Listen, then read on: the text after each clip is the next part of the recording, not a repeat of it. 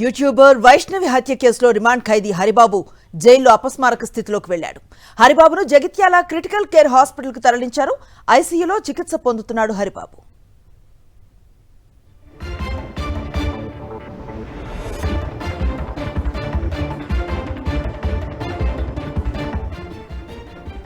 Complete details అందిస్తారు మా correspondent Ramana.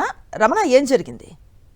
రీసెంట్గా యూట్యూబర్ వైష్ణవి హత్య కేసు గురించి మనకు తెలిసిందే. దీంట్లో రిమాండ్ ఖైదీ హరిబాబు జైల్లో అపస్మారక స్థితిలోకి వెళ్ళినట్లు తెలుస్తోంది.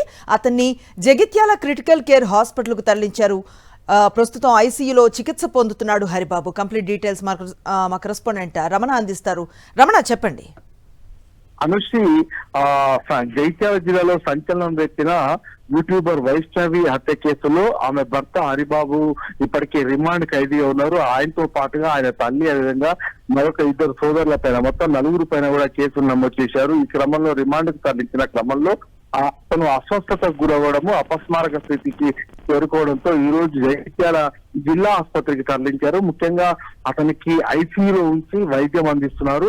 అయితే మొత్తంగా హరిబాబు ఇది ఒక డ్రామా ప్లే చేస్తున్నాడా, లేకుంటే నిజంగానే అతనికి అపస్మారక స్థితికి వెళ్ళాడా అనేది వైద్యులు నిర్ధారించాల్సి ఉంది. మొత్తంగా అంటే వరకట్నం కోసం, అదనపు కట్నము వరకట్నం కోసము తల్లిదండ్రుల బలితోని మొత్తంగా అంటే అతి కిరాతకంగా మర్డర్ చేసిన ఘటన అనేది సంచలనం రేపిన నేపథ్యంలో ఇప్పుడు అతను అపస్మారక స్థితికి వెళ్ళడము, అతన్ని ఆసుపత్రికి తరలించడం అనేది మాత్రం ఖచ్చితంగా దీని వెంట ఏముంది అనే డ్రామా ఉందా అనేది మాత్రం పోలీసులు అయితే ఇప్పుడు కోణంలో ఆలోచిస్తున్నారు. మొత్తంగా అతనికి సంబంధించిన వివరాలు ఇంకా వైద్యులు వెల్లడించాల్సి ఉంది. అనుష్ఠ.